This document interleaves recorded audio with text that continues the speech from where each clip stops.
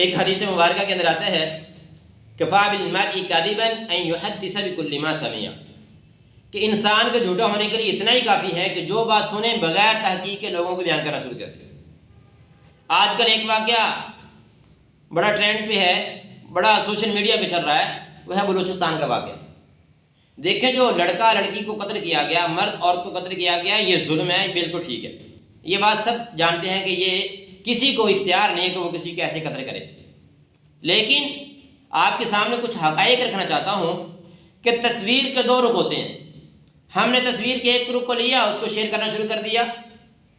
بغیر تحقیق کے شیئر کرنا شروع کر دیا، اور اس کے دوسرے رخ کو ہم نے کیا کیا؟ پس پش ڈال دیا، اس کو دیکھا ہی نہیں۔ ایک رخ تصویر کا جو چل رہا ہے وہ یہ ہے کہ دونوں میاں بیوی تھے،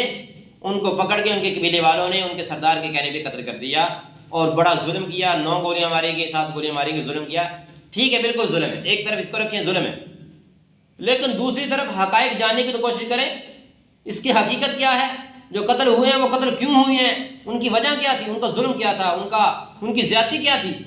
ان کی غلطی کیا تھی، وہ تو دیکھیں۔ اختصار کے ساتھ آپ سنیں کہ جو لڑکا اور لڑکی، جو مرد اور عورت قتل ہوئے ہیں، وہ دونوں پہلے سے شادی شدہ تھے۔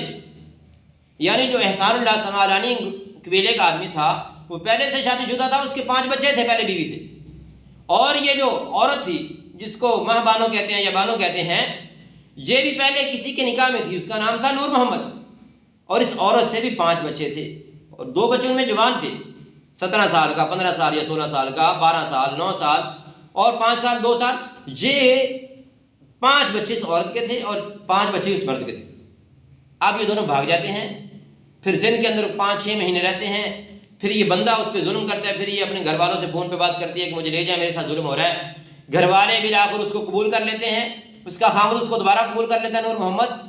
اور گھر میں آ کے پھر یہ دونوں آپس میں ایک دوسرے سے تعلقات بحال کر لیتے ہیں، اور دونوں کے قبیلے دونوں کو سمجھاتے ہیں، لیکن سمجھ نہیں آتی۔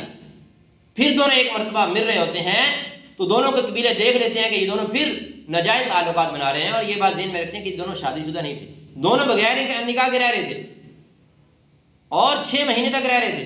دیکھیے انہوں نے اپنی اپنی عزتوں کو بمال کیا، اپنی اولاد کی عزتوں کو بمال کیا، اپنے قبائل کی عزتوں کو بمال کیا، اسلامی ملک کے اندر یہ کام کیا۔ تو اب سمجھانے کے باوجود اگر نہیں سمجھے تو قبیلوں نے مل کے اس کو قتل کر دیا، اگرچہ یہ ناجائز ہے لیکن ان کے جو انہوں نے زیادتیاں کی ہیں اس کو بھی سامنے رکھنا چاہیے۔ تو انصاف کے ساتھ اس کو دیکھا جائے گا تو انسان سمجھ جائے گا کہ دونوں کے اندر غلطی کس کی ہے۔ اللہ تعالیٰ سے دعا ہے اللہ تعالیٰ ہمیں سچ جان کے سچ پہ عمل کرنے کی توفیق عطا فرمائے۔